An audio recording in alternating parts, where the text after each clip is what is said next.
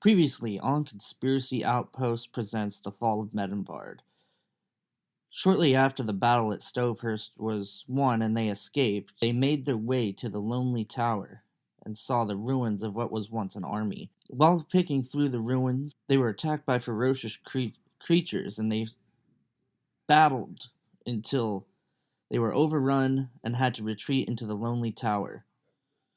Upon climbing the tower, they came across a dead end, and Daigle felt a burning sensation in his birthmark and decided to cut his hand and place it on the wall, revealing a large metallic carpeted room.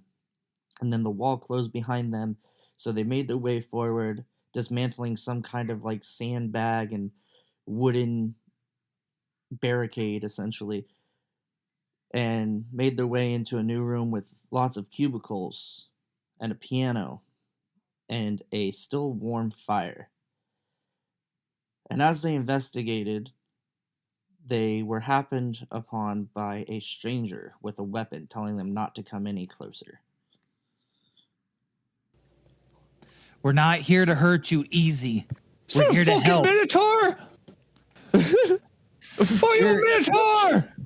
We're here to help. Put your weapon down. What? I yell into the distance. This place is a labyrinth, are you fucking Minotaur? You look like raiders. We don't have any food. We don't have anything for you. Go. We have our own food. We don't need your food. You have food? I mean, a little. Not for Minotaurs. Not for you. You can see at the mention of food that they kind of like quaver for a minute, and you can see like another person leans up over the metal bin that's pushed out into the hall. It looks like a little kid like peeking over the top of the bin, and when it notices you four standing there, the kid just kind of like ducks back behind it again. Can I toss him one of my birds that like a portion of the bird that we John has that it. I shot John earlier? has it. Yeah. Well, everybody that's got right. We 3 split the each. rations. We all split it up. You're right. Yes. Yeah. Yeah, you're right. How do you want to Actually, toss this to him? Actually, I'm just gonna walk up with all 3 rations in my hand and be like, "Here, you guys, if you're hungry." What are you doing? You don't know them. At the mention of food, the person walks around the corner, and you can see now that this is a girl. She's probably like a teenager, and part of her head is wrapped. It looked like she was injured. There's like bleeding through the head wrapping, and she walks up, and she's like holding the thing at you in one hand, and she like edges a little closer, like with her hand out, and she's like looking really cautious as she gets close to you. But she goes to grab the food. I just hand it over to her. Okay, she grabs it. She runs back behind the container, and she ducks behind it. And you can hear her and the little kid like just like munching down that bird. It's like audible. And you hear somebody yell from like another area out here. You can hear them say, "Did I hear food?"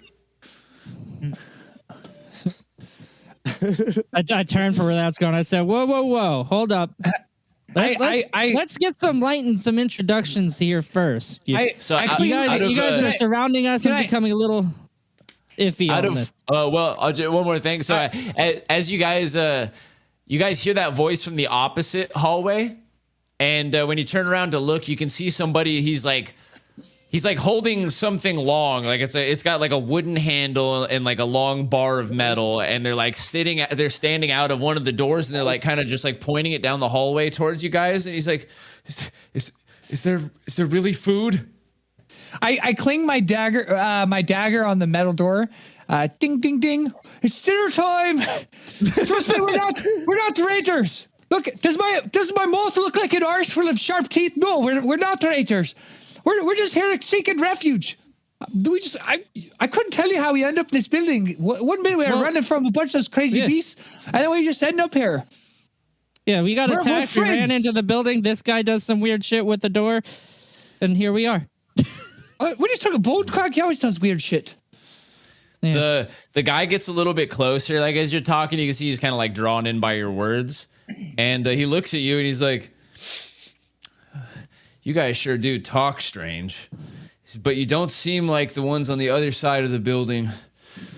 Oh yeah, because we don't have a big ass arse on our face with them full of teeth. What do you mean other side of the building?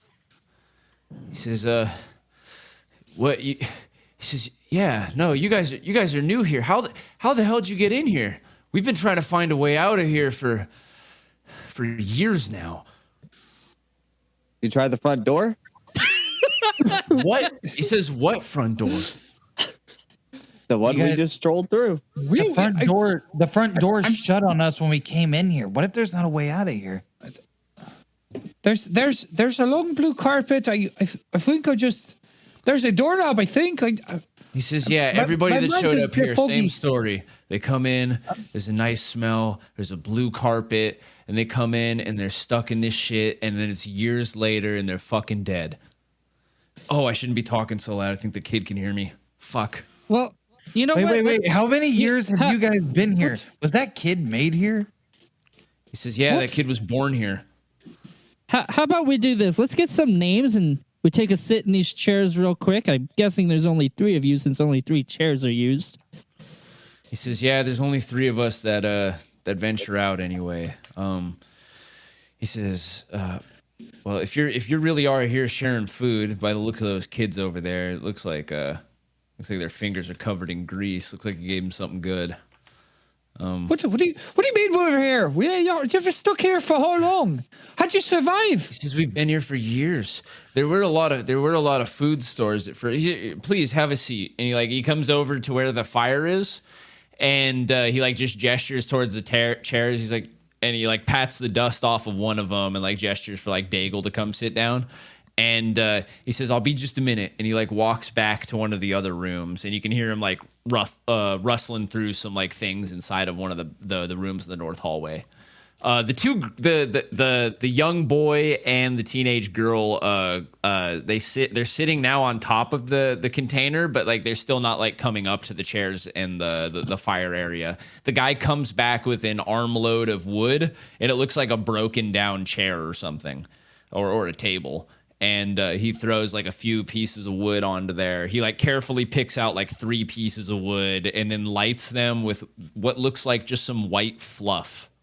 It's hard to tell exactly what it is, but he lights it with that. And he uses a little device that goes and holds a flame to it that starts the fire. That's a neat mechanic you got there. Can I examine their weapon that they were holding? That they were pointing at us originally? Yeah, sure. He's got it strapped across his back now. But yeah, you can see it's got a wooden handle. Oh, what were you saying? Oh, I was gonna go ahead. That's not important. Yeah, it's got a wooden handle, and then it's got some sort of metal loop around the middle part or near the handle, and then it's got a single steel tube on the front, and then there's little clips of metal on the top of it too. There's one at the very end, and then there's 2 towards the back of it. Yeah, this motherfucker got a rifle. That's what I was just making sure. Yeah, and these guys also, you notice that he's dressed in some pretty weird clothes. He's wearing some well, they probably used to be blue, but they're mostly faded now. But he's wearing some kind of jean pants and a jacket. Or if you don't mind us asking, where are you from? Your culture seems a bit strange around here. He says our culture seems strange. He says, look at you guys. You guys are covered in swords and shit. Where the fuck are you guys from?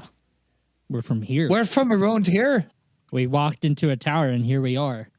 What? You're about 3 days away from just well. Which of the conclaves are you from? Conclaves. What? Miser's Peak. What do you? Oh, these motherfuckers ghosts. Medenvard. Medenvard. The old man's gonna get a fucking kick out of you from Medenvard. We're all from Medenvard, or Middlevarden anyway. Middlevarden. I can I walk up to the person that has the bandage on their head? Yeah. She's you can see that they're kind of like making their way up the hallway to come sit down, and yeah, as you approach, she stops.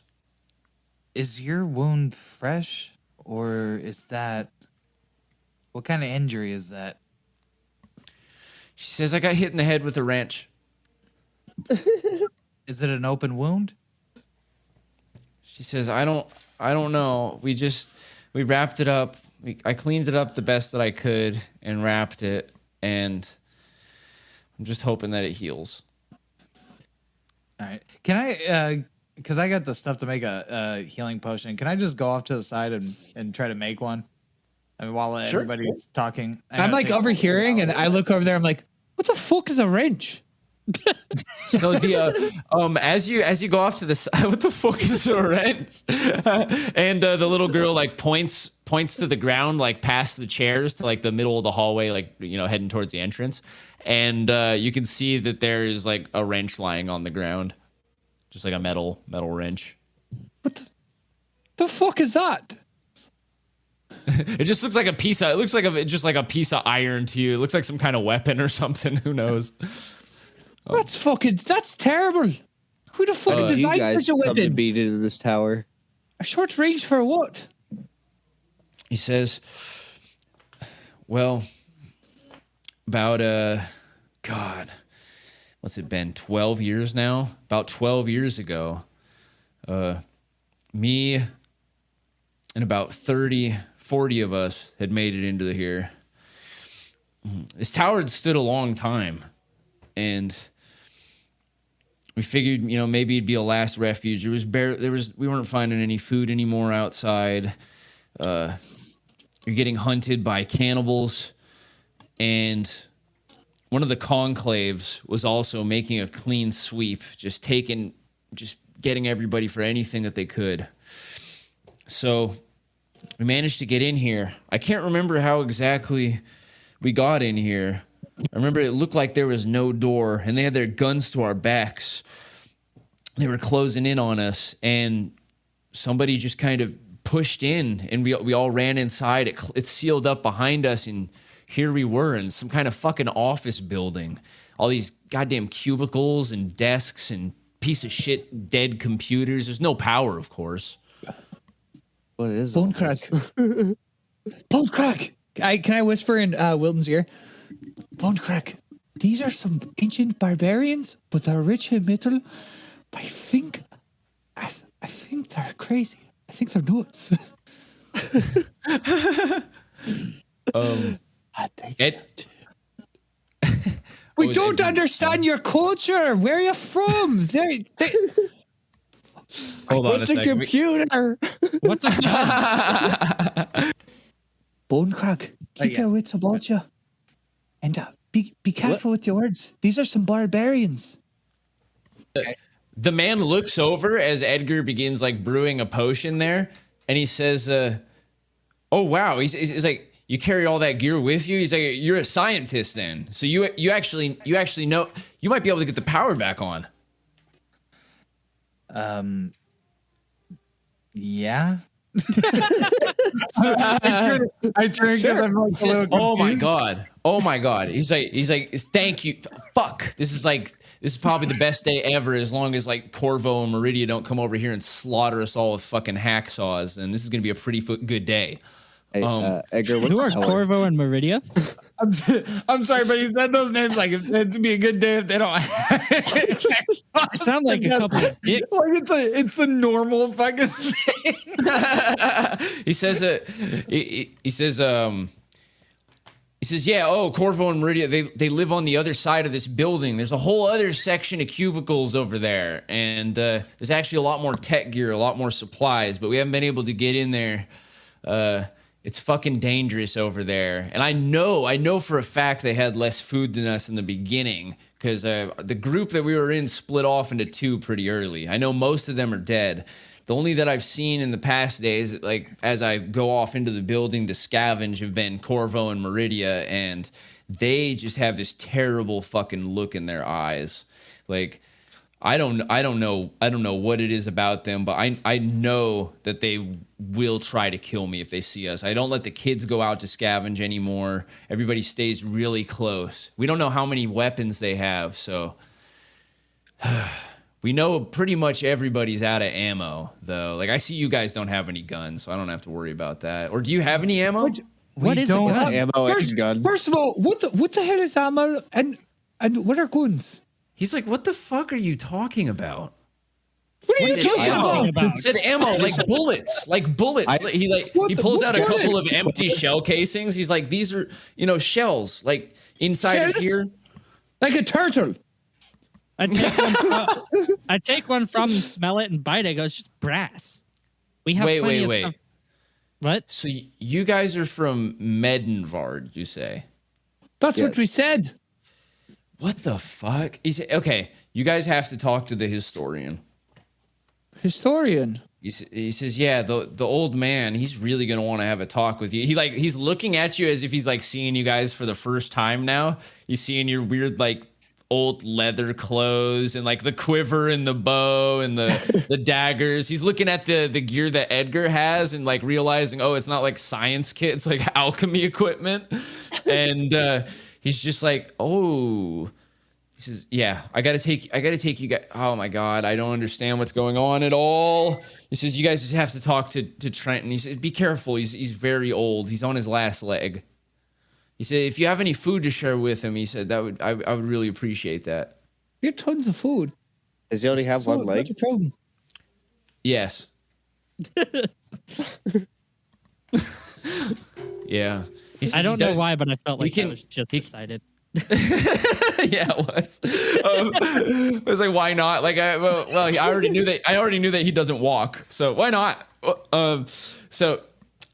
He says he's back in the room. He says he gets around on his wheelchair every now and again, but he's been real sickly these past couple of weeks.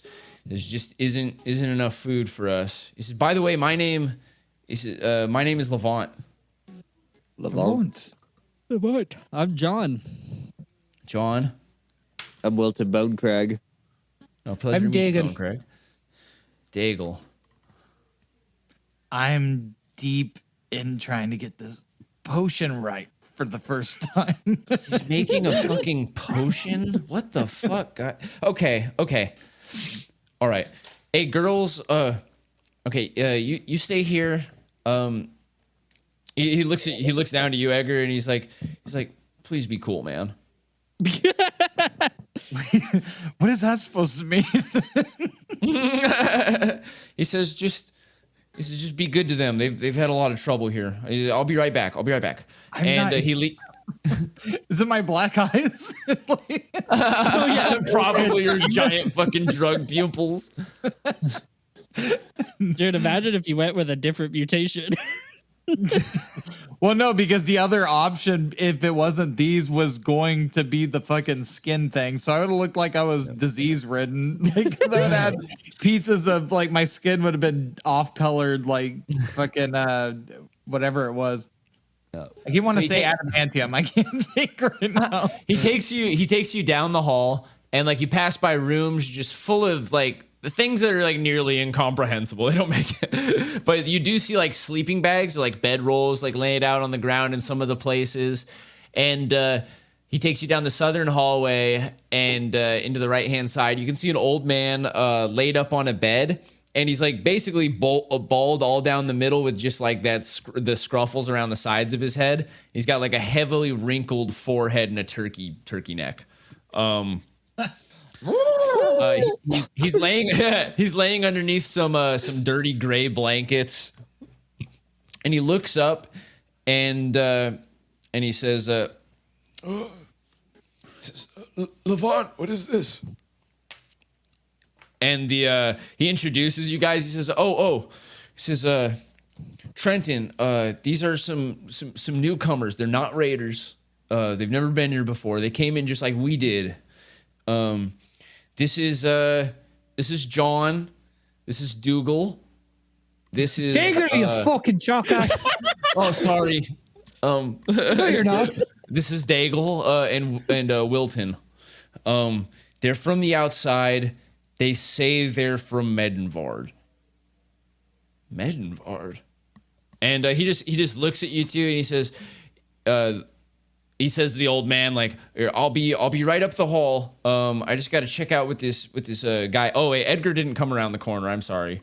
He's just like, I got to check out what this guy Edgar's doing over here. He seems to be like some kind of scientist or something, chemist maybe.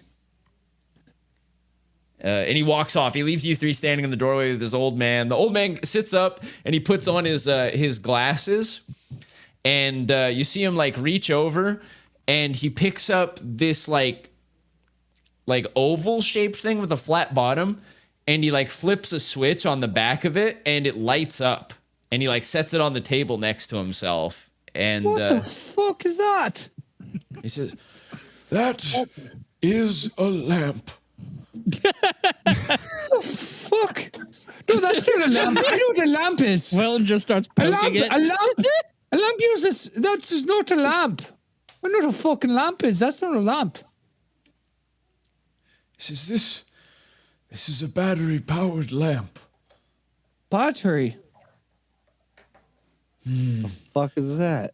He says, you have a strange look to you. You have strange things. So this wizardry. He says, my son says you've come from Medenvard. He says, well known, yes. Very renowned, yes. This name has not been in circulation for, well, hundreds, perhaps 1,000 years. That's fucking bullshit. We're well known. Everyone knows us. We just fucking we just went through a mission. We just fucking went through hell. We went through a fucking siege. What are you talking about? You're lying. Yeah, we're from Medenvar. We're from Gilmore's Keep. We were just there. They're the biggest mercenary college. They're the biggest mercenary college all around. You're lying. He says Gilmore's Keep burned down in the year 1216. You're senile. He says that's the year it is. No, it's not. He says the year that we entered this building was the year 2592. What? He says, yes, we are refugees of a warfare in a decimated world. He says, you say the year is 1216. Yeah. Last time I checked. All right. We are the angels carrying you away to hell. All right. Where's Horseboy at? Come get this man off his mouth for her. Where's Horseboy? He says, so you are... This man's nuts. He says, so you know of...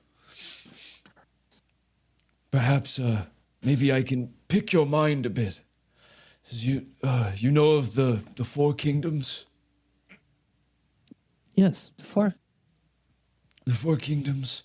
I think they were referred to as Elohim, Bella Fortuna, Malmora, and there was another.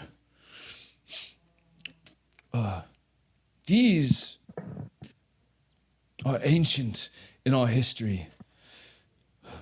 He says, we trace our times back to the mythology of the Saints' War, as recorded by Naragon III. He says, I'm a historian of, Middelvarden and its history as Medenvard. What are you talking about, old man? What are you trying to say? History. You're trying to say that we're history? You're saying that we live in the... You're living a day ahead of us, a year, centuries. What are you trying to say? You're from the future or something? He says, no, I think you guys are mad. I think you guys are insane. Hort, I think... How do we know you're not the enough this conversation. Where are you keeping those spirits at, old man? Keeping what? The spirits. Oh, we ran out of alcohol a long time ago. Except for what we used to clean our I wounds. don't that. Oh, I bet. I really don't know what to say. For names. I can assure you that we're not insane, which is probably not very helpful, but we are from 1216. We fled from Gilmore's Keep. We joined the Miser Mercenary College. That's not fair. One of us is totally fled. Insane. One of us likes to lick bark. We just fled a large battle in Stoteworth, right? That's its name? Oh, Stovehurst? Stovehurst. And now we're here. He says, wow. He says, you're speaking of the year that the world nearly ended, the beginning of the Dark Ages. What? This is the fall of Gilmore's Keep, and later that year in the fall of Stovehurst have largely been marked in our history as the beginning of the Dark Ages, which lasted for nearly 400 years. We were at both. We just lived that shit. John? Wow. Don't enable the man. If you're so smart and you're so historic, what happened during the Battle of Stovehurst, huh? This is, Who held the gate? Who held the gate? What brave hero, savior of all, fear of none, held the gate, Mr. Historian, Mr. So smart book man, huh? You, huh? Scripture reader, you? So he starts muttering to himself. He's like, in the Battle of Stovehurst, he says, it is actually quite peculiar because there was a figure who reappears in a distant history, one known as Blackcap. Apparently, him and his men besieged the city from within. They came from an access tunnel beneath the city port, which was discovered much later in our year by excavators. He says, but there was another enigmatic figure from the forest. They call him the High Oak, is how we know him. He says, there was a man known as the High Oak, and also appearing in the legend were several warriors known as the Slop Tops.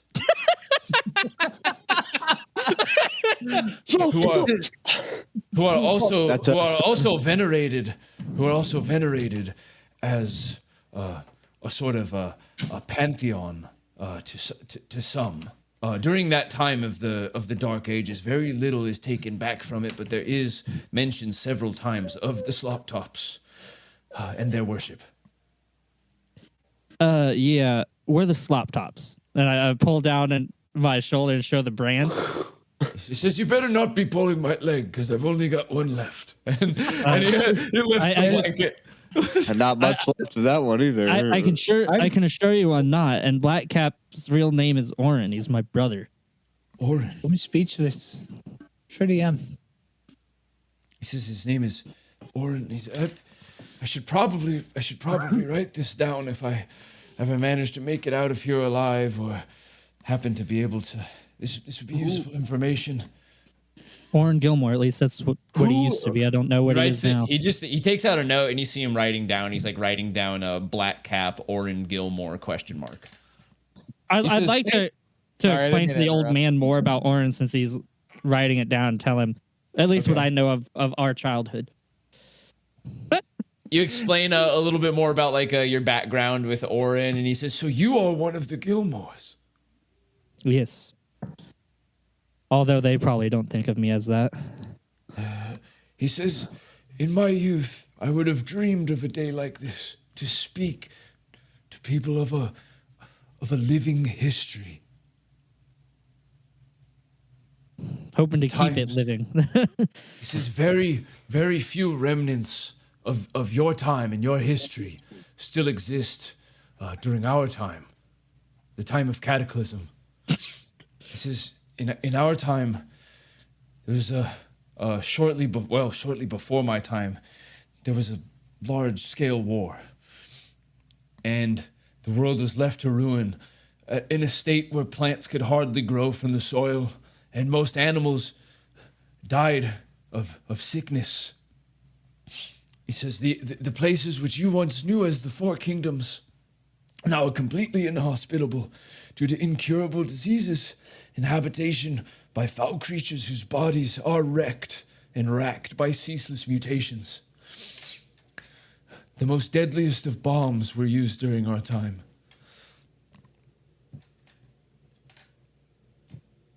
He says, you know nothing of this technology that we have. This place that you've walked into must look very strange and foreign to you. He says, but our history even tells of artifacts, ancient technology far ahead of its time.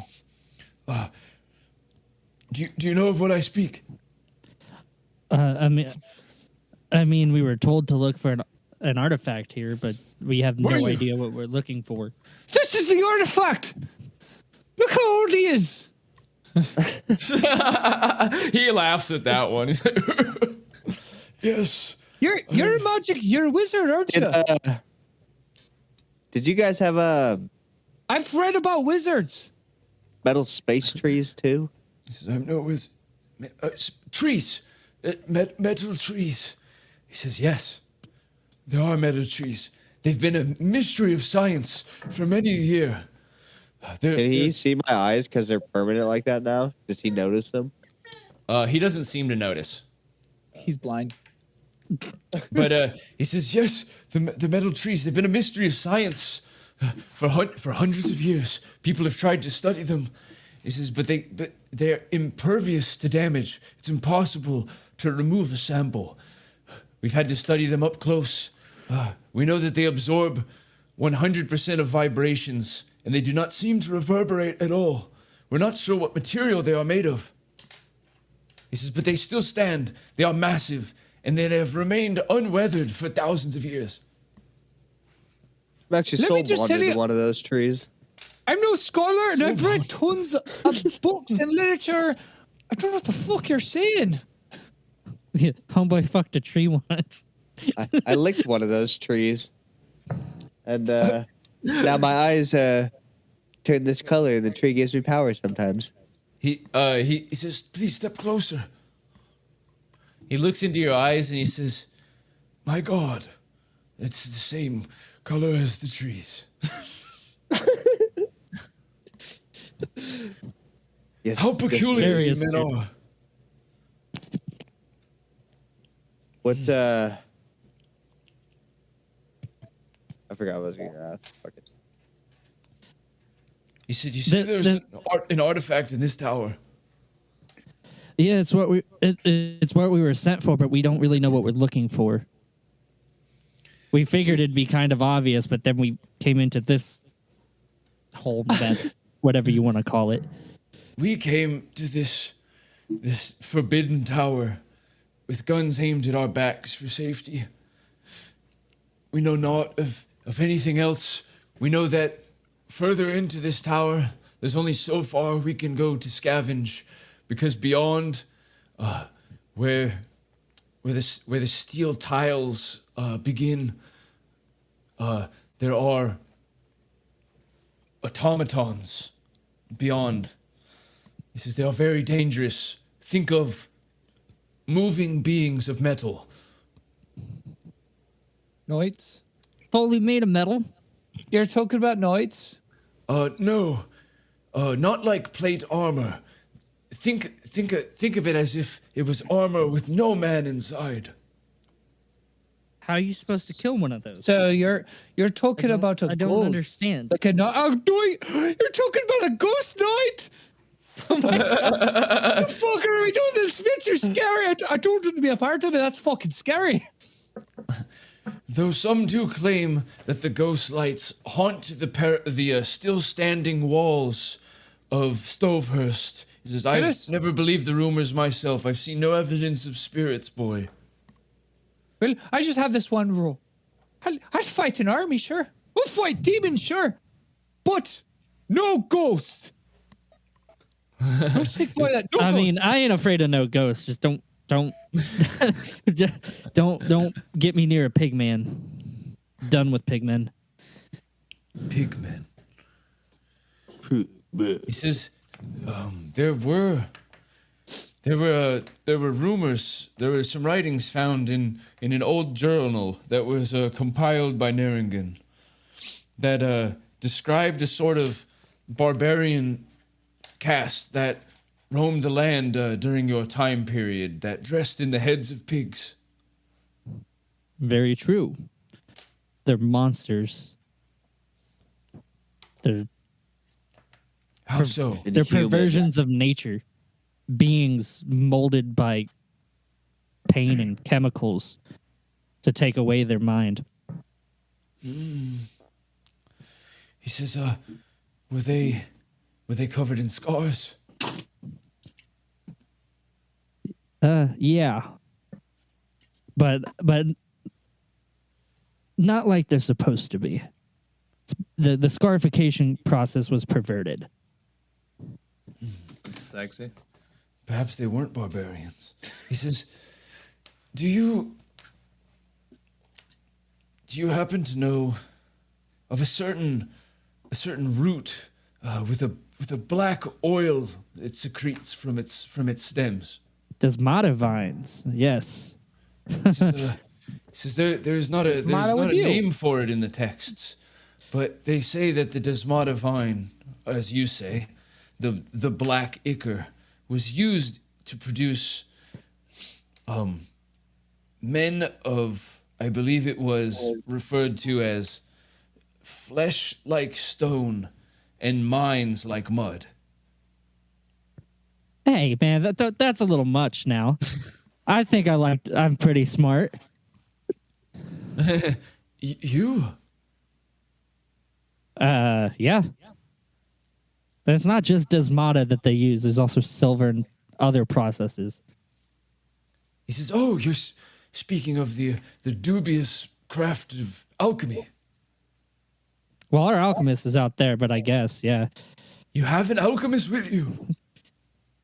That's the what your son said was a scientist. He says, well, I'm not sure if Levant has said it already, but this may be the best day ever if Corvo and Meridia don't come here and slaughter us with hacksaws. Yeah, we're gonna go grab our horse boy scientists. How often have they tried to do this? Because that's the second time I've heard it. We'll kill them. He says, we'll kill him. Since we've barricaded ourselves in, we've heard some pulling at the sacks, but my son apparently, when that happens, my son stuffs the barrel of his rifle through one of the holes, and they tend to run off. Well, he missed us, I guess. With a sword? Let me just explain. I know we got there just fine. Gun means sword, right? Gun means knife. You have your guns at your back, a knife at your back. What is a gun? You keep saying gun through a hole. What are you talking about here? Gun through what? A weaponry. You said gun through a hole. You said gun a better million times. What does gun mean? Is it a sword? It's a knife. Oh, a gun is a projectile weapon, which uses told you it was a bow. Told you it was a bow. It uses a controlled explosion to launch a metal projectile through the air, which can pierce flesh, wood, can crack stone, and can go through several bodies at once if used from a high caliber weapon. High caliber? Are you talking about like a crossbow? I've seen plenty of those. We call them crossbows here in Menenvar. Crossbows very similar. We also use the trigger apparatus for the gun. A gun. If you don't mind showing me your weapon, I would like to maybe just observe it. He says, well, I always keep this thing on me. And he pulls out a 44 Magnum from underneath the covers. Bang on him. He keeps that bang on him. And he just kind of like pushes it gently towards you on the bottom of the bed. He says, it's no worry. I ran out of ammo long ago. I take it. Thank you for your kindness, but how does it operate? If you don't mind showing me. He says, here. He takes it back and he disengages a lever and it pushes out the barrel and he swings the barrel around where it's a 6-shooter 44. And Yeah, and he slaps it back in, and he says, "You just load the bullets here. You put them so that they align here," and he just shows you where to like align the bullet so that it's like in the chamber. And he's like, "And you just pull the trigger like this." He says, "You hold it with both hands. It'll cave in your fucking forehead." I pick it up and then I hold it very irresponsibly, like point at everyone. I'm just waving. No. Never point that. What? And I hold it to the air. You're just saying I just fucking pull the trigger, and then I pull the trigger. Oh fuck! What the fuck? The fuck is this? This is magic! It's magic! A wizard man! I know he's wizard. He's a fucking wizard man. What the fuck is this magic?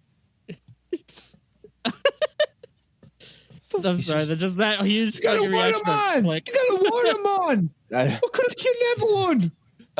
Trenton says, "Oh, I feel myself growing tired." He says, "But I never know which day may be my last." He says, I must speak with you of one more thing before I take my rest." Anything. Said, in the past, before my time, war was waged over the acquisition of powerful technology, ancient, singular pieces miraculous in nature. Have you heard of anything such as this? This is news to us. The origin is mysterious. Some attribute them to the Armus Corporation in all their infamy. And though troubling accounts from thousands of years ago seem to contain their parallels in the mythology of the Saints' War, as artifacts owned by the Saints themselves. He says, I just wanted to know, is there any truth to this? He says, were there any rumors that you knew of the Saints having these weapons? I just want to know before I die, is there a chance that these artifacts came from the distant past? Or was the lore surrounding them completely unfounded?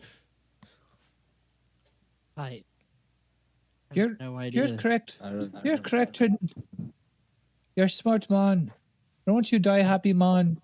Don't you die a man with your knowledge. You're correct. I hold out my my wineskin. This one's for both of us. And I give him What a is swig. this? And he takes it, and he drinks it, and you see his eyes just light up. Oh, it's been so long since I've tasted a wine. That's a taste of victory. And I'll tell you this right there. We're about to go to the other side of this and comment. We're going to take what's yours. And we'll bring it back here for everyone else. Yeah. We're going to hack up those two with a hacksaw for you. And you have our words. He says you're going to take care of them? What's John? We're gonna hack them? With the hacksaw, yeah. We're gonna hacksaw them. We're gonna hacksaw them. And we're gonna stab them in the back with our guns. Hacksaw real We're good. gonna cut their heads off with our guns. We're gonna cut their feet off with our guns. And we're gonna stab them in the kidney with our guns. And we're gonna do okay. There's nothing left of them. He says, please, whatever you do, put them out of their misery quickly. What? So no hacksaw then. No, we're gonna hacksaw them. Whatever that means, we're gonna do it. We're gonna fucking do it. They seem to like Limb using by the hack. limb. He says, we've survived for very long with no ammo. We have water purifiers. There's still some water. He says, if you thirst, please tell Levant and he will help you. He says, I must return to my rest. He says, but please. He says, please, whatever you can do, help us. Thank you. And he lays down and you see him like pass out very quickly without the blanket on him. I put the blanket on him. Oh. I kissed him on his forehead. Oh, we both kissed his forehead. We both kissed his forehead. You kiss his forehead. Wait, roll d20s. Roll d20s. Ah, shit.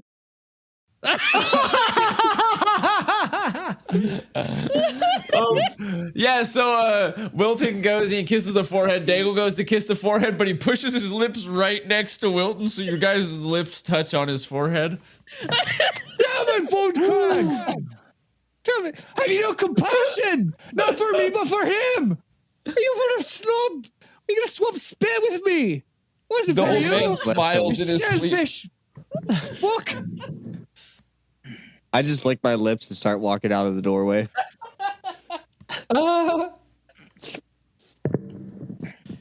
I look at John. Most people have to pay for that. That's a 5 XP kiss right there, dog. Critical fail. 5 Worth XP. it. 5 XP for that kiss, dude. You feel more experienced now. now I just feel like a slut because I got paid for it. He feels more experienced, but now he's confused as well. You got paid for it. So Edgar, you're probably finishing up your potion by now. All right. I'm all flicking it. Are they coming down the staircase or? Oh, you have to make a roll for your potion to see how successful it is. Fuck.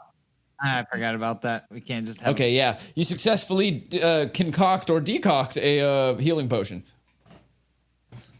Sweet. I give it to the injured kid, and I tell her to. Do you drink those potions? Probably. I tell her to drink it, and if I don't know. I just make injuries. Well, I give it to her. And it's like, here, drink this. If you have any severe injuries, it should help. Before as you're like trying to hand it to the girl, Levant steps in front and he says, "What'd you put in that, man? Let me see the ingredients." It's elf hoof, rattle stock, and alcohol. It's standard procedure for these type of potions. I call it asmarine. Before you take asmarine, please consult your doctor. It may cause anal bleeding, diarrhea, vomiting. Thinking of the pants. He says, well, it doesn't sound like it has anything dangerous in it. I wouldn't hurt another child. And then I point to myself because I'm a child. He says, would you taste it yourself? I mean, I'll stick my tongue in it, but I'm not going to drink the whole thing because it's going to take away the effect of it. I just stick my tongue in it. I stick my finger in it and then I put it on my tongue and then I just like go. It smells fishy. Man, I really hope you weren't bleeding. Yeah, he takes it. His mouth's bleeding because he never brushes his teeth. But I got gingivitis. Well, no, because his blood is poison. Yeah. He takes it. He takes the vial from you and he smells it and he says, "Well, it doesn't smell acrid." He says, "It just smells a little bit like alcohol." He says, "Here, go ahead, Lily. Go ahead and take a drink. Maybe this will help." And it really does. She smells it and she kind of like looks around like cautiously and she's like, "It smells good." And she just like chugs down the vial and she says, "Whoa." She says, I can feel it. She's like, I almost feel good again for the first time in like a long time. Wow, today's my day. And you can see like her eyes like brighten up a little bit and she's like, yeah, I feel something happening. I even feel like kind of like a warmth in my wound. And Levant says, you're probably just getting a little drunk. He says, you're probably just a little drunk from that alcohol. But thank you. I'm happy it's making you feel better. Thank you, Edgar. You're welcome. I'm glad you're not completely downplaying my skills. He says, "Well, I don't know what you're doing." He says, "But if you guys are from the time that you say you are," he's like, "I don't know what kind of hocus pocus that you think works." Well, past or present, let me assure you, the size of my pupils are also the size of my brain. He looks at your eyes as if he's like He's like, "Whoa, my brain. Are you on cocaine?" What's cocaine? I don't know what that is, but it sounds intriguing. Let me. Where can I get some? Where can I get some? The next quest Edgar goes on, the quest for cocaine. He already got the Malforia. It's just sitting in his pocket. Despite it my pairs well with cocaine. Despite my appearance, I'm here to help. He says the only place I know to get cocaine was at the Red Cast Enclave. They have like an indoor garden. They grow it in a basement underneath their bunker. Huh? Well, where I'm from, all we have is cocatria, and people like to lace it with fentanylium. So I don't think I can trust what you're trying to tell me right now. But thank you. He says, "Did I hear you tell my father that you're gonna go and try to take care of Corvo and Meridia?" Me? No, not you. The others. You guys are walking up, right? Yeah. Okay. Okay, sorry. He said as they're walking up, like he like kind of turns away from you for a second and says that to the others. I'm sorry. No, you're fine. You guys. Yes, we're gonna take care of them. Yeah, maybe after some water and food and some rest. Water. Yeah, I got water. Water on the map there. You can see those two like blue squares that are like near the ring of chairs. Oh, yeah, he walks you guys into that room, and you can see that both of those squares are filled like maybe like a tenth of the way with water. Like each one is about a tenth. And there's like some tubes that are like running in between, connecting them. And one of them looks like a really murky, gross color. And then the other side, which has like a drip coming in from the top, looks like clear. And he goes to that one and he fills up a couple of tin mugs and like hands them out to you guys. Cups of water. He takes one himself. Am I with them now? Yeah, if you followed them, yes. Okay. Hey guys, so what happened up there? Well, turns out they're from the future. Oh yeah, we're from the past. Right. There's a lot of other stuff happened. That guy's a historian. He's like knows tons about what's going on in our lives. So we're in history books as the Slop Tops. That's impossible. Time travel is known by most as a construct made by mankind. But time, to the best of my knowledge, is not tangible. If we were to gain access to the future events and alter our past, we'd have engaged in something called the grandfather effect, or as I'd call it, the grand aunt effect. No, what we may be experiencing here is a parallel universe, one in which shares a possible future outcome with their own, like a reflection of one of many scenarios or paths. Our present time will walk down, in which case our future isn't set in stone, you guys. So if we're in the future, that's not... John? I don't think it's our future. I thought you guys were out of the before. So Levant looks over and he says, "Man, you sound a lot like my dad. He used to say something about how this place it seemed to like it seemed wrong." He says, "So there's the outer chamber, and there's like these kind of like metal automatons, like androids or something."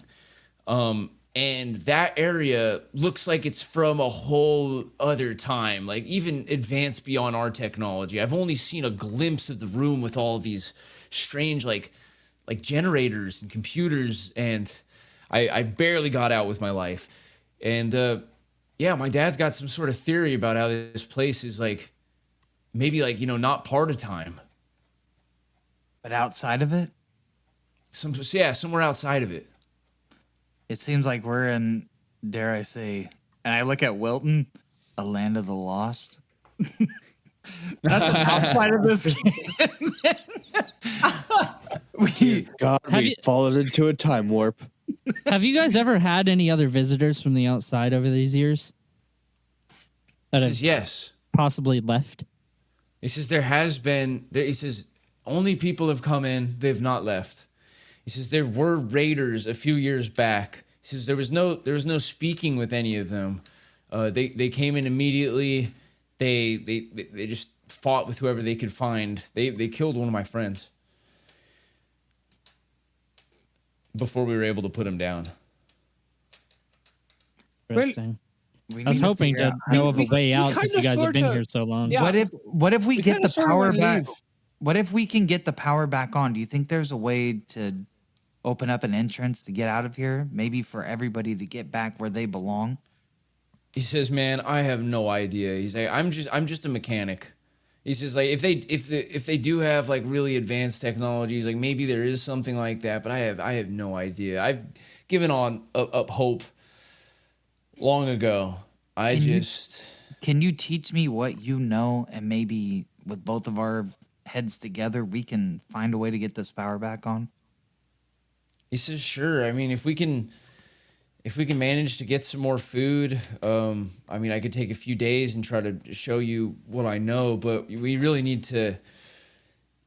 He says, how'd you guys get in here? Wait, how'd you guys get in here? Daigle here dropped me on the stairs, cut his hand, and touched the wall. It's dinner time, motherfuckers! And looking down the hallway, you see two people standing with torches, and each of them has like a big like a buster sword of sheet metal, hella rusty. And it's like a man and a woman. The woman's hair is all like matted and black and like slowly turning into dreads. Oh, these and the fuckers man, turned on her. his head is shaved and his face is just like covered in scars. And they say that the man yells, "It's dinner time, motherfuckers!" And him and the woman just start running down the hallway with their big blades held out. Wait, did they shoot the woman in the face? I thought you said the engineer guy yelled that. Can I duck? No. Can I duck? Oh wait, I guess we got to roll. That would be crazy. Yeah, roll for initiative, fellas. Okay, John starts this. I'm gonna rush the closest one to me and just try to hit him in the face with my gauntlets. Okay, you're gonna rush the first one that you can get to. Yeah. Okay, yeah. So Corvo's like kind of in the lead. He's running ahead of the other one, Meridia, or who? That's that's who these guys are. So I'm going after Corvo. Okay, yeah. So you run up to him and roll an attack. Those both hit for sure. So roll 2d4 and then add +1 to each of those rolls, I believe. Okay. So yeah, bitch. No, so, yeah, you go up and you knock him like twice in the head with your like bladed gauntlets. He's bleeding. He just kind of like he wipes his face with his left hand and he just kind of like licks some of the blood and like wipes it on his shirt and he swings his buster sword down at you. What the fuck? Check that like all right, that's a hit. It's 19. Oh fuck. God damn. Two hit, 19. Okay, and that is gonna do 10 points of damage. God damn. Oh, gotcha. I need help. I need help. It's Daigle's turn. I want to try to conceal myself and come up behind. Meridia's in the back. I want to come up behind Meridia, try to conceal myself. I don't know if it's so they're in that hallway. They're coming down that hallway. So like trying to scoot around her, she'll get an attack. Oh, you're right. Let me see. So let's see. We're in the. It's the neighboring one north, right? If you're looking at the map, you see the circle of chairs and the area where you came in. Yeah. Like the sandbag. So like in between there is where they're running at you guys. They're like basically halfway through that hallway. Okay. Gotcha. There you go. They're halfway to the chairs. Halfway to the chairs. These are cubicles, right? Yeah. Can I go south and go to the southern neighboring water chamber or cuticle and then vault over the first one and try to stay stealthy. Dude, fuck yeah, go for it. That's interesting. Okay, do a stealth roll. I'll say it's easy to climb on top of the water jug. Excellent, dude. So yeah, you scurry around the corner into that room and get yourself silently on top of the water jug. And like from the other side, let me describe what somebody else is seeing, so we'll add to this. So like John, you see like Meridia coming to like run at you and is swinging the sword at you too. Like she's just like and just coming straight with the sword. And you see Daigle peeking his head over the top of the cubicle. And go ahead, Daigle, roll for your attack. All right. Can I actually trip her instead of slice? Can I? Is it possible for me to? You want to jump down on somebody and trip them? Never mind. I'll just jump attack. Actually, roll for attack like this. Sick. So that's +7. Yeah, dude, that's gonna hit. Shit. Dope. Oh yeah. Daigle goes flying over the cubicle with his knives out. It's a wrestling move, motherfucker. It's a 5-star frog splash. It's gonna be take the daggers. It's gonna be a sneak attack. So roll 2 more d4. Oh, dope. Okay, you deal 10 points of damage as you land on top of Meridia, who is like knocked down to the ground. You plunge your knife into her shoulder, and you can just feel like this gross like nasty, like slick oil that comes off brown from her hair onto your hand. Take that, you fucking devil bitch! And it is Edgar's turn. Eddie boy. I'm gonna throw one of my phosphoric acids at the guy. Nice. Level. Okay, that is gonna hit. Sweet. Roll 2d4 and then add your intelligence bonus. Let's see how smart you threw that. Oh my god. Nice. 6 and plus 3. 9. 9. I hit that fucker in his face. Oh yeah. No, well, kinda. Some of it, I'm just like, oh well, that would probably really fuck somebody up. So some of it splashes up onto his neck, and you can see it like sizzling on his neck, and he's like, he starts like kind of like shrieking, like kind of yelping, and like he's like trying to wipe it off with his hand because it's like melted through his clothes too, so you can see now it's like bubbling on his hand. He's just kind of like freaking out. What'd you say about dinner? Because I'm looking at a nice, hot, steaming piece of shit. Yeah. He seems, yeah. Wilton's turn. Can I just put an arrow through that fucker's head? The one that's or is he just gonna die from the acid? Is he just gonna burn up and die? I don't know. I'm just gonna shoot him in the head regardless. Yeah. Okay. I'm right next to him. Save me. Save me. Fuck, man. Bone Crag. Okay, yeah, that is gonna miss. I think that's 11 altogether. It's gonna miss. Oof. Yep. So it flies over his shoulder, and you hear it hit the bags in the distance. A little crumble of rocks. Meridia, like she pushes up off of the ground, and she does like a reverse headbutt and like slams the back of her head into your chin. Tries to. Oh, she definitely does. She definitely does. She cracks your jaw for 2 points of damage, and basically you're not holding her down anymore because she's knocked you back. Okay. So she flips over and she has a small knife in her hand and she goes to stab you. Oh shit. That's a 17 to hit. Look, can I use my use my technique? Bruh, I thought you'd never ask. Oh, gee, dog. Tumbling trick. Can I use it? Tumbling trick, go for it. Yeah, you have to roll and you have to beat 17. Yes. And then you can take half damage. Tumbling trick is my baby, listener. So yeah, it's pretty cool. Fuck. Oops. Full damage for you, buddy boy. Okay. So you take 4 points of damage. Because you're stabbed in the hip. Fuck! I walk with that! And it is John's turn. I'm going to go for a swing at his temple and then slash across his throat with the other blade. Ain't no swing but a chicken wing. Try to at least. Do your little swing, man. Okay, so the first one hits for sure. Second one does not. Roll for damage. What is that? 2 damage, I think. After you punch him in the punch him in the head again, Corvo like spits out a bunch of blood on the cubicle wall next to you, and he grabs his blade so that he's got like one on the handle and one on the back of the blade, and he just goes like and just like tries to like chop it towards you like that. Damn. That's gonna hit. Fuck.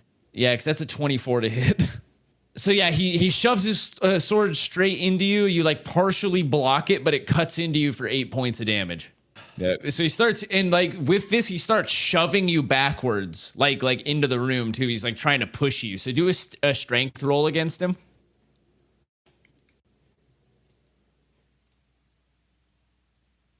Fuck. Let's see if you can beat a 4. He's pushing you back. So he's pushing you backwards, like towards the chairs and towards the fireplace. Mm-hmm. And And yeah, you can see, well, Levant is behind you. Somebody can probably see this, probably Wilton. But Levant is like grabbed the two little girls and he's like backing down the halls. And he says, make good on your promise to my dad. I have to keep these girls safe. So he like kind of like shuffles down the hallway a little bit. It is Daigle's turn. Dude, these two are really strong. How far away is John from me? John? Yeah. Oh, he's really. You guys are very close to each other. You're probably about 10 feet away from each other. Is there a way I can kick Meridia off me? Oh yeah, you can try. Do a strength roll. All right. Especially if she's shit in your pile of clothes. Nice. Roll her strength. Oh my god, nope. She holds you. She holds you down. Oh shit. You almost buck her off, and then she like grabs your wrist and she's like still like holding you. You guys are basically you each have knives in your hands and she's like holding your wrist. Is it both my wrists? Yeah. Shit. So wait, does she have is she holding both my wrists while I have knives or? Yes. And she has like wait, never mind. She's holding the hand that has a knife in it, and she has a knife out in her other hand. That's actually what's happening. Well, shit. Can I pull out my revolver and fucking shoot this bitch in the face then? Yeah, there's no bullets. I have 4. Didn't he load it all up and I shot 1, so I have 5? No, he showed you how to load it. That's all. He didn't. He said I don't have any bullets. No. Oh, he just gave me 1 round. He gave you no rounds. Oh, gotcha. Okay. That's why we were laughing when you're like, "Oh, he's a wizard." Because all it did was go click. Oh my god, dude! I read it wrong. Okay. Shit. Well, can I? Does that count as an attack? Trying to kick her off me, or is that just an action? That's an action. I would say you could still attempt an attack. Okay. Then she has my one wrist. Can I pull out another knife and then? Yep.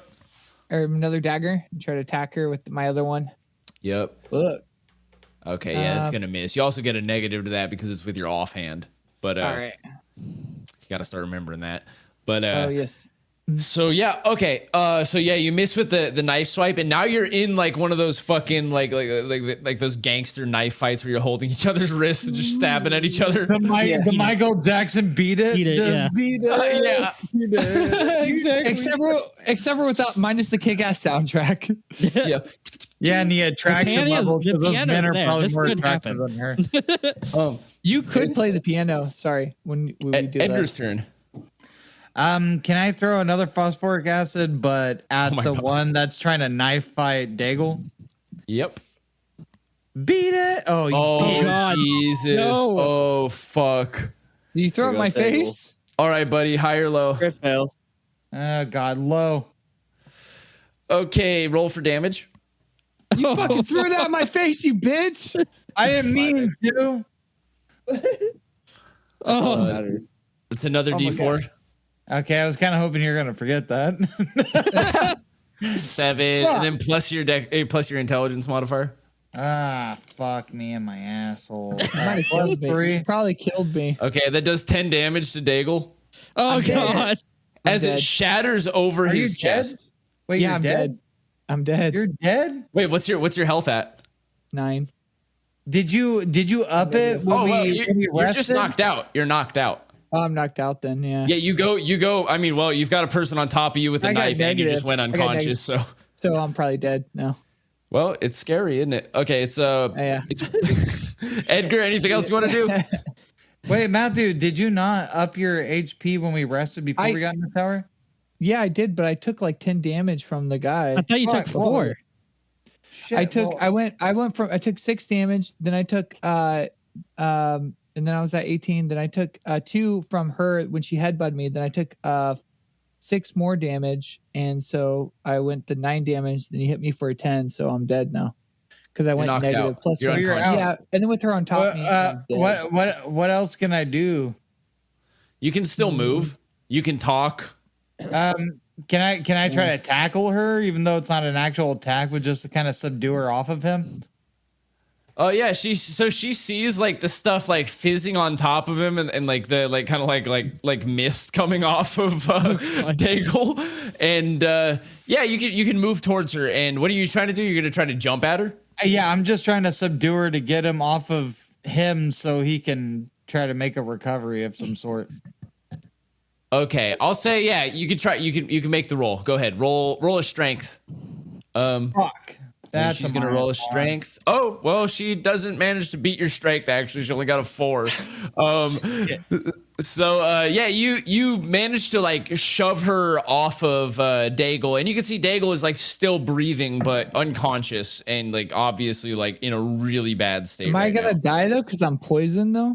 You're not poisoned. It's not poison. It's acid. I don't have poison. It's acid. Oh, my blood. Okay, my blood's poison, but my blood is not a. My blood's not a completely toxic poison. Like it's not. Yeah, it's a low level poison. It's a mild poison at this level. It's a give you. My blood is the only poison I have, and it's a give you diarrhea type poison. And blind people poison. So I'm just gonna try to keep her aggro on me. So I'm just when I attempt to, when I tackle her, it's like, you stupid bitch, you made me miss. I'm the one you want. And yeah, so I'm gonna keep her aggro and try to keep her off. she like licks her lips and she's like looking up at you and she like she pulls out a second knife. Oh, she picks up one of Daigle's knife off of the ground. So now she's got Daigle's knife and her own knife. That's Wilton's a +1 hit and a +1 damage. Oh, it's a masterwork knife. That's right. Yeah. Oh, that's why you do so much damage. I don't really appreciate that one. Yeah, but it's masterwork. All right, Wilton. So we have a decision to make. I have a 50-50. I'm gonna go help John out real quick. I'm gonna go. Because let me tell you why. Because John can get up close and attack, and his attacks usually land more often than mine do. So I need some backup. So I'm gonna go run because he's being shoved with a fucking giant blade too. By the way, he's about to be impaled. Fucking arm. So I want to go just run up behind the guy because I have a blade at the end of my bow, and I just want to stab it through the back of his head. Okay, well, since he's fully engaged, like shoving him, like he's like he sees you like go around him, and like he like tries to like finish shoving him, but you manage to get around the back of him. You're flanking. You roll with advantage. So the 9, that'll be I think 16 to hit. So yeah, or 15 to hit. So that'll hit. And do I get a +3 to that D4? Because is that considered a knife attack? Yeah. Okay. Cool. 5. Nice. Okay, yeah. So he's looking pretty rough. You stab him. You don't manage to really like get straight through the back of his head, but you cut like just underneath his ear, and it like kind of like cuts along his like cheek, and like a bunch of blood like pours down his neck. And he shoves off. He shoves off like John and like kind of like turns towards you, and it is Meridia's turn. Or yeah, because you already moved and attacked. Okay, so 2 knife attacks coming at Edgar. The first one is 18 to hit, and the second one is 12 to hit. Okay, they both hit. Damn. So the first one is the masterwork. So that's 2 + 1 + 2. That's 5 damage. Oh, and the other one is also 5 damage. So you take 10 damage. Oh, I'm almost dead. How much you got left? I got 5. Okay. Me and you, Wilton. Get out of there, Edgar. We're coming for you. Okay, and it is John's turn. So he's turned away from me now? Yes. Yeah, he's turned away and he's facing Edgar. You have advantage on attacks because you're flanking him. Okay, I want to shove... Wilton, sorry. I get your names confused. I don't know why. Yeah. I want to shove both of my blades right into the base of his skull, just up. I assume he's a bit taller than me because he seems pretty fucking big. He's big. So that's advantage on both? Yes. So roll 2d20 and then 2d20 again. There's a 20 on that one. Oh my god. And then there's a 10 on the other. Okay, those are both going to hit. Roll the nat 20 first. That's going to be like, your double damage. So he's definitely looking punch drunk now. His face is all red with blood and with like, blood rushing to his head. Blood rushing to his head and out of his head at the same time. and he looks a little woozy on his feet, like it's harder for him to hold up his sword, and he swings drunkenly, like it looks like it's coming at Wilton, and then in the last second he cocks back and he swings it at John. Really? Oh, I was hoping it was at his teammate. Okay, and that is going to be a 17 to hit. 16. Damn it. Okay. Plus, or and that does 6 damage. Barely. Oh. I got worried for a second. I was like, what's happening? Oh man, my man be whiffing. I got 24 hit points out of my 26 right now. Oh shit. Oh, you got 2 health right now. Oh, John's got 2 health. Okay. It's Daigle's turn. Oh, just kidding. It's Edgar's turn. wait. I still got a turn. You actually do make a death savings throw. Roll a d20 and you add your constitution modifier. Oh, I forgot. Yeah, I forgot about death saving throws. Yeah. But I'm not dead. There's a chance I can still just be unconscious, right? Yes. Yes. You're on the Oh, man. God. Okay, I'm dead. That's 1 fail. You have to, if you fail 3 times, then you do die. Every 3 turns, is it? Or every turn. Every time it's your turn. Yeah. Does Unless he get somebody XP? goes and stabilizes you. If I Does he still get the XP for this if he lives? Shut up. Yeah, he does. He gets the XP. I'm gonna rush at real quick. turn. All our new characters all our new characters carry the same XP though, right? That way we don't have to start from the beginning, right? We'll talk about that later. I don't know. Okay. You definitely won't have to start all the way at the beginning, though. I'll tell you that much. Okay, cool. I'm gonna. Fuck me, dude. Who's the I will. What's up? Am I still tussling around with the girl one or? Oh yeah, you're engaged with her right now. She's got 2 knives to you. Is she the one that cut me, or did the guy cut me? She cut you. Oh, She cut stabbed me? you. She stuck you twice. Can I wipe my blood on one of my blades and slice her in the eyes with it? Oh my god. Yes. Yeah, you're bleeding, so you can just rub a knife on it.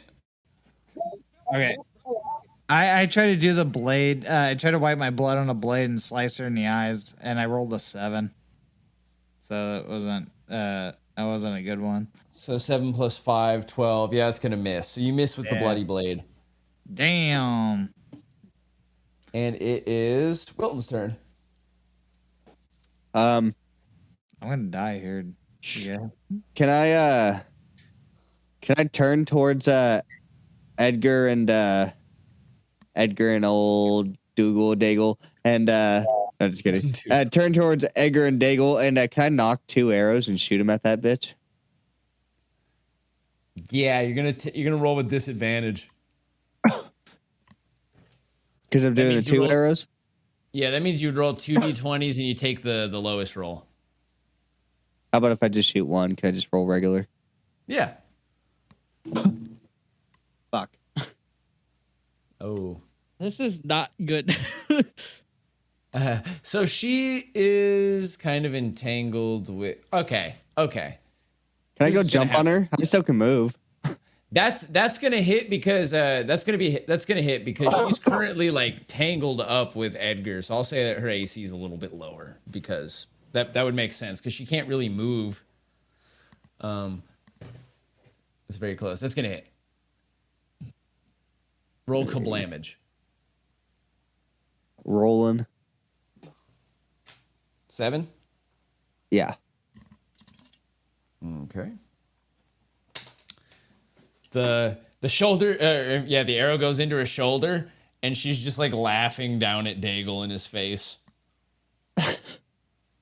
That's fucked up. As you got knocked the fuck out. As she's laughing, Edgar from behind her shoulders, you see the figure. Actually, it's not a silhouette because you can just see in the dark. But you see from behind her, Levant walks up behind and he has a big shovel in his hand, and he just swings the shovel down at the back of her head. Damn, son. Oh, that's gonna hit. That's a critical hit. Oh, fuck. Yeah.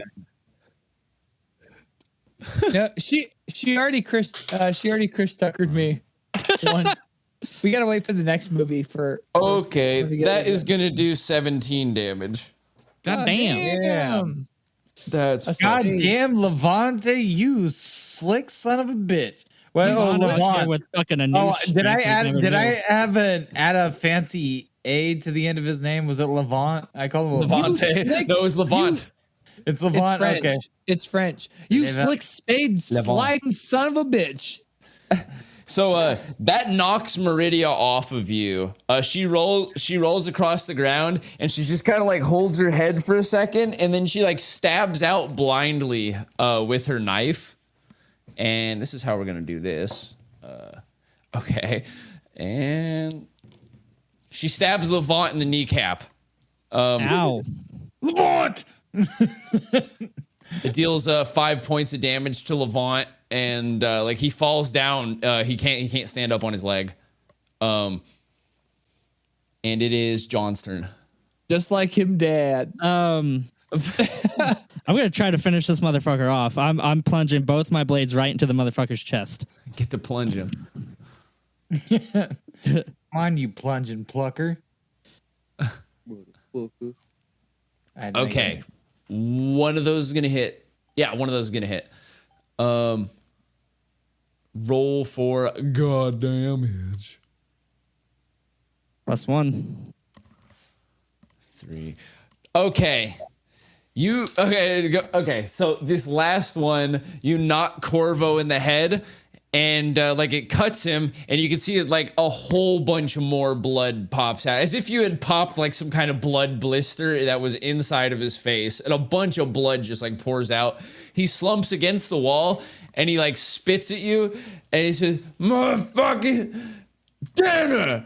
And he rolls down against the wall, and like obviously dying in a pool of his blood. I want to stomp his head and finish it. Oh my god. Okay. Goddamn. He's dead. Yeah. He's dead, Jim. I didn't want any chance of like any secondary horror movie type jump scares. Gotcha. Boom, boom. Oh no! He's behind Wilton with a piano wire. It's oh shit. Yeah, Daigle, it is your turn. Roll a d20. Oh, come on. Save. Constitution save. Got this. +3. That's 10. +3. Yeah. Oh my god, that is like right on the button. Literally saved your life. The cusp. With 0 margin for error, dude. Like so. Okay, so now you've got 1 fail, 1 success. You're good until the round comes back to you. My god! Did I chemically scar this man? I still need to be revived. So you tell me. Yeah, so the woman's still alive, and she tried to flail an attack while she was on her back. Is that what happened last? All right, well, I'm going to try to jump on top of her and try to stab her with my knife in the fucking forehead. Oh, my God. Okay. Fuck! Well, I was going to say before you rolled that you have advantage because she's totally fucked right now. She's, like, shell-shocked from getting, like, clocked with a shovel. Shovels are like the best weapon in my game. Nobody ever uses them, but like they're really high. They really actually high have a lot of plus whatever. If you have any type of spade, shovel, or any garden utensil, you're fucking pretty much a god. Yeah, dude. What you can do with a hoe in my game is like unbelievable. I haven't met any hoes pulls yet. his shovel out of his bag. Okay, Edgar Fignall. That's so fucking funny. Okay, go ahead and roll Eddie Nutsack. Eddie Nutsacks. Yes. Oh, that is definitely gonna hit. So roll for damage. Hell yeah. 1d4. And I still got my blood on that knife too. Oh, you do? Yeah, you do. Yeah, 4. But it doesn't really matter because you stab her in the back of her head and she also falls limp to the floor. Well, she flops around like a fish. She flops around like a fish for a minute. Yeah, as she's flopping around like a fish, I'm just on her. Like, I don't even care that she doesn't even hear me because, you know, whatever. It's like, you thought you could take another brother from me? You thought you could take someone else like a new? Well, you can't because we are the Slop Tops. And I get an erection. Okay. Well, as you're saying that, she dies. Levant starts picking himself up against the wall, like using like a piece of wood to help him stand up. And the you can see Daigle on the floor. You can see it looks like he's like kind of going into convulsions a little bit. Well, not a little bit. He's going into convulsions. Like he's starting to like seize up a bit on the ground. Hey, Edgar, reminds you of your aunt's fits, huh? Wait, I limp over to Daigle and try to dilute the acid with water before, I don't know, chest compressions. I don't fucking know. You start pouring water on him? Okay. Try to dilute the acid a little bit. I don't have anything to neutralize it. That's fucking Edgar's. Oh, that's Edgar's territory. You would know if you had something to neutralize the acid. What type of ingredients do you have? I can tell you. Well, I do have Aaliyah's goods, which I don't know exactly what they are. It was a list that I bought for her. Oh, yes. That actually does have some... yes, I mean... That has some calcium powder, which is like very basic. You could use that to help neutralize the acid. Okay, yeah, I'll do that. Aaliyah's just going to have to fucking, you know... Okay, so you cover them in bone powders, like calcium powder, and yeah, it stops the sizzling. It like kind of turns into a bit of a foam for a second, and then it stops. So Daigle, you'll have advantage on your next death saving throw. Anybody can still do stuff. It's like now open round, out of combat. The little kids are off hiding somewhere. Levant's standing up, and he's like looking down at the bodies, like totally freaked out. If I give Daigle a health potion, does he need another saving throw? No. Okay, I'm gonna give him a health potion. You have a health potion? I've been saving it. I'm gonna pour it down Daigle's throat. Clutch as fuck, dude. Okay. Hell yeah. So yeah, you administer it to Daigle. We'll go ahead and we'll call that. So Daigle, roll 1d4. Or roll 2d4. I'm sorry. 2d4s. 4. Yeah, and then you heal half of that now, half of it in an hour.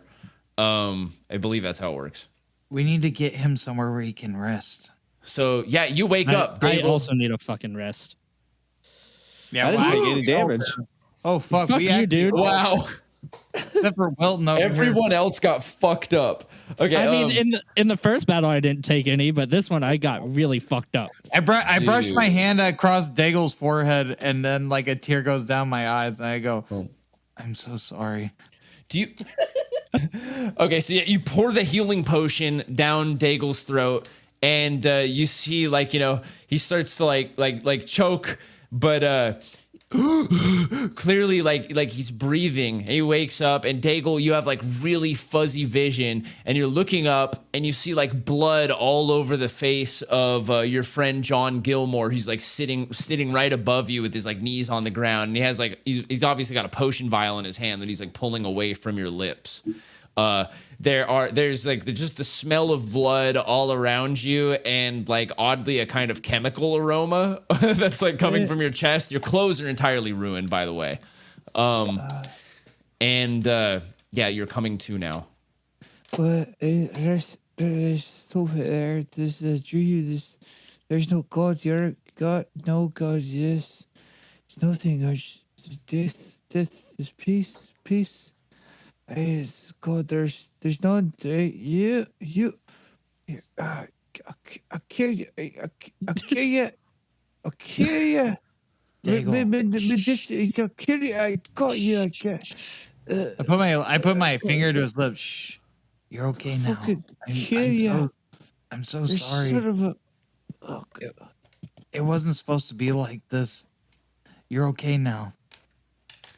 You're okay. And with that, we will end our first part of our season finale with and they turn into 4 with the Slop Tops deep inside, well, not very deep, but inside of the Lonely Tower. Their friend coming back from the brink of death, surrounded by the corpses of giant sword-wielding cannibals from across the way, and with a very grateful Levant standing at your side, bleeding from the knee.